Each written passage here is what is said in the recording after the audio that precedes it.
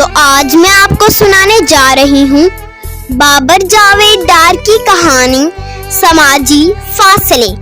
तो आपकी समातों की नजर है समाजी फासले और सारी हयाती अपनी तहरीरा ते तकरीरा विच बंदियां विचकार लीका मिटावण ते दीवारा ढाण लई गुजार दिती।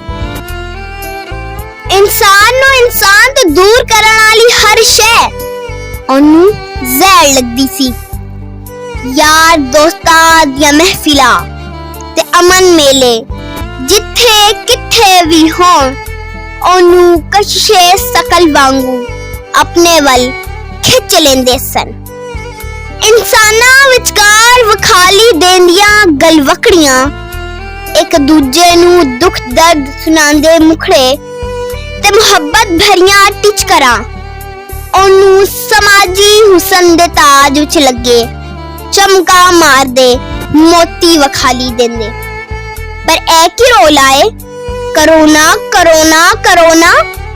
ओने सख्त गर्मी विच अपने घर दे सामने सड़क दे दूजी तरफ अंब दे दरख्त नू पानी देंदिया आप महारे आख्या। ए पौधा ओने कुछ वरे पहला एक नर्सरी तो खरीदिया सी। ओने फासले मिटावण लई याद ताजा रखण लई इंग्लैंड विच वसदी अपनी वड्डी बहन फरहत परमीन दे नां दी फट्टी एदे उत्ते ला दित्ती सी। ओदी बहन जदों यूनिवर्सिटी विच पढ़दी सी ते ओ चंद वरियां दा सी। दरख्त नू पानी देंदिया ओ बाल अपने दियां यादां विच गुम हो जांदा सी। घर दे बिल्कुल अग्गा एक होर भी अंब दा दरख्त लगा होया सी जेदे उत्ते ओदी मरहूमा मां ते मरहूम प्यो दी फट्टी लगी हुई सी।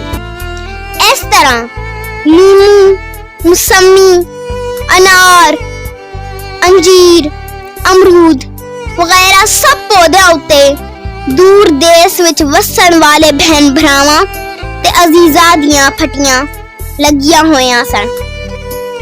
ओने अपने इस निक्के जे गुलस्तान विच यादा दा गुलस्तान सजा रखिया सी जेदे विच ओदी हयाती वन सवन्ने मन खिचवे साजा दे झुरमट विच घिरी रहंदी।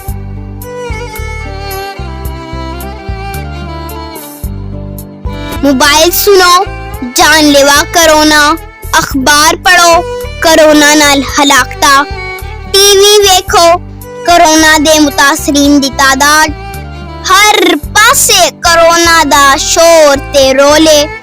होर गल्लां दे नाल सब तो वड्डी एहतियात इंसानां दे विचकार 6 फुट दा फासला, समाजी फासला। इंसानां दे विचकार फासलियां नू कानूनी दर्जा मिलदा जा रहा सी। सनती इनकलाब ने बंदियां विचकार इन्नी दूरी पैदा नहीं सी कीती जिन्नी ना नजर आउण आले करोना ने। ए कहंदिया ओ पानी तरौंकदा अंजीर ते अमरूद दे दरख्त विचकार आ खलोता। अंजीर दा बूटा ओ गुजरात तो ले आया सी। ओने आसफ ते काशफ नाल मिल के ए बूटा इथे लाया सी। ओने एदे उत्ते अपनी मरहूमा भांजी सुमेरा शहीन दे नां दी फट्टी लाई सी। ओनू लगन वालियां अंजीरां हरे तू जामनी रंग दियां हो जांदियां। ए जामनी रंगत सुमेरा शहीन भांजी दिया मासूम यादां नाल मिल के तबीयत उत्ते ऐ जिहा असर करदी जेदी पकड़ विच आके और हयाती दियां उलझियां होइयां खुचियां नू हल करन विच गवाच जांदा।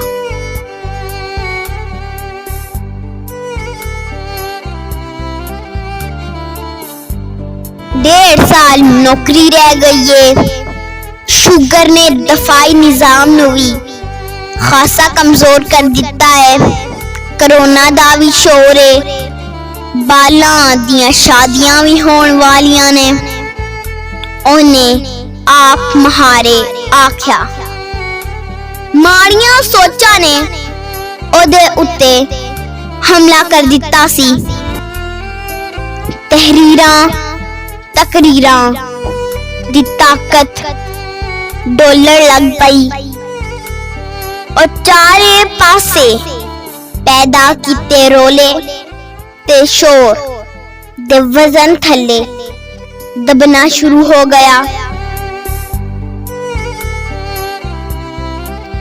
ਉਹਦੇ ਘਰ ਦੇ ਸਾਹਮਣੇ ਇੱਕ ਖਾਲੀ ਪਲਾਟ ਸੀ ਤੇ ਦੂਜੀ ਲਾਂਬ ਬਿਲਕੁਲ ਸਾਹਮਣੇ ਇੱਕ ਘਰ ਤਾਮੀਰ ਹੋ ਰਿਹਾ ਸੀ। ਇੱਕ ਮਜ਼ਦੂਰ ਪਸੀਨੇ ਵਿੱਚ ਡੁੱਬਾ ਦਾਬੜੇ ਵਿੱਚ ਇੱਟਾਂ ਰੱਖ ਕੇ ਕੋਠੇ ਤੇ ਲੈ ਜਾ ਰਿਹਾ ਸੀ। ਉਹਨੇ ਪੌਦਿਆਂ ਨੂੰ ਪਾਣੀ ਦੇਂਦਿਆਂ ਇੱਕ ਨਜ਼ਰ ਮਜ਼ਦੂਰ ਵੱਲ ਵੇਖਿਆ। ਇਹਦੇ ਕੋਲ ਤੇ ਸੋਚਣ ਦਾ ਵਕਤ ਵੀ ਨਹੀਂ। ਇਹ ਤੇ ਬਸ ਕੰਮ ਵਿੱਚ ਰੁੱਝਾ ਹੋਇਆ ਹੈ। ਸੋਚ ਦਾ ਇੱਕ ਛੋਟਾ ਜਿਹਾ ਪੱਥਰ ਉਹਦੇ ਯਾਦਾਂ ਦੇ ਦਿਮਾਗ ਦੀ ਨਦੀ ਵਿੱਚ ਡਿੱਗਾ ਸੀ। ਭੈਣ ਭਰਾਵਾਂ ਦੀਆਂ ਯਾਦਾਂ ਨਾਲ ਸਮਾਜੀ ਸੋਚ ਵੀ ਰਲ ਗਈ।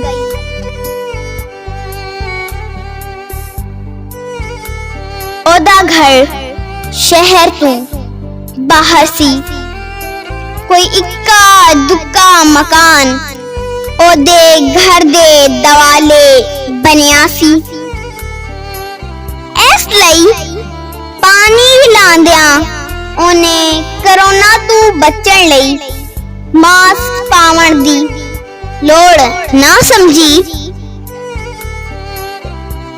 ਪਾਣੀ ਪੀ ਲਾਂ ਭਾਈ ਜੀ, ਮਜ਼ਦੂਰ ਨੇ ਬਿਲਕੁਲ ਉਹਦੇ ਨੇੜੇ ਪਹੁੰਚਦਿਆਂ ਉਹਨੂੰ ਆਖਿਆ। ਮਜ਼ਦੂਰ ਪਸੀਨੇ ਵਿੱਚ ਡੁੱਬਿਆ ਹੋਇਆ ਸੀ ਤੇ ਉਹਦੇ ਕੋਲੋਂ ਸੇਕ ਨਿਕਲ ਰਿਹਾ ਸੀ। ਜੀ, ਉਹਦੇ ਮੂੰਹ ਚੋਂ ਕਰੋਨਾ ਦੇ ਡਰ ਤੋਂ ਮਜ਼ਦੂਰ ਦੀ ਹਾਲਤ ਵੇਖ ਕੇ ਨਿਕਲਿਆ। ਮਜ਼ਦੂਰ ਨੇ ਆਈ ਸਮਝੀ ਤੇ ਪਾਈਪ ਦੇ ਨੇੜੇ ਮੂੰਹ ਕੀਤਾ ਤੇ ਪਾਣੀ ਪੀਣਾ ਸ਼ੁਰੂ ਕਰ ਦਿੱਤਾ। ਉਹਦੇ ਹਲਕ ਤੋਂ ਪਾਣੀ ਪੇਟ ਵਿੱਚ ਉਤਰਦਿਆਂ ਇੱਕ ਅਜੀਬ ਆਵਾਜ਼ ਪੈਦਾ ਕਰ ਰਿਹਾ ਸੀ।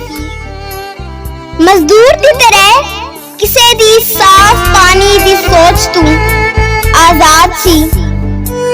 ਉਹਨੇ ਪਾਣੀ ਪੀ ਕੇ ਸ਼ੁਕਰੀਆ ਅਦਾ ਕੀਤਾ।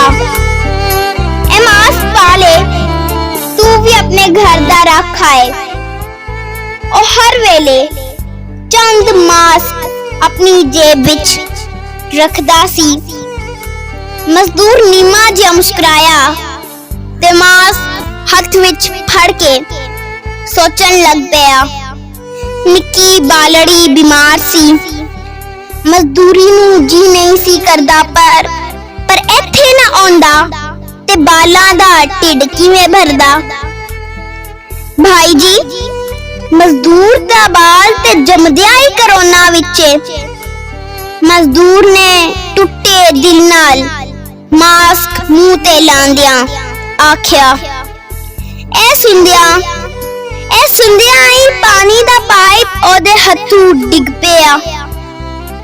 ਉਹਨੂੰ ਇੰਜ ਲੱਗਾ ਉਹਦੇ ਨਿੱਕੇ ਜਿਹੇ ਗੁਲਿਸਤਾਨ ਵਿੱਚ ਕਰੋਨਵੀ ਖੌਫ ਦੇ ਮਾਰੇ ਪੀਲੇ ਪੱਤੇ ਦਰਖਤਾਂ ਦੀਆਂ ਸ਼ਾਖਾਂ ਤੋਂ ਝੜ ਕੇ ਡਿੱਗਣਾ ਸ਼ੁਰੂ ਹੋ ਗਏ ਨੇ ਤੇ ਕਿਤੇ ਨਿੱਕੀਆਂ ਆਸਾਂ ਤੇ ਸਿਗਰਾਂ ਦੇ ਰੰਗ ਵਿੱਚ ਡੁੱਬੀਆਂ ਕਲੀਆਂ ਆਪਣੇ ਨਿੱਕੇ ਮੂੰਹ ਖੋਲ ਕੇ ਸਮਾਜੀ ਫਾਸਲਿਆਂ ਦੇ ਹੁੰਦਿਆਂ ਵੀ ਮਲਾਪੜੇ ਦੇ ਫੁੱਲਾਂ ਵਿੱਚ ਖਿਲ ਰਹੀਆਂ ਨੇ।